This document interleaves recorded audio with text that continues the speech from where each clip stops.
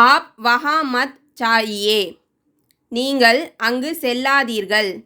Please you don't go there. आप कुछ मत पूछिए. நீங்கள் எதுவும் கேட்காதீர்கள். Please you don't ask anything. तुम भी कुछ ना कुछ खाओ. நீயும் ஏதாவது சாப்பிடு. You always eat you also eat something. आप और कुछ फल दीजिए.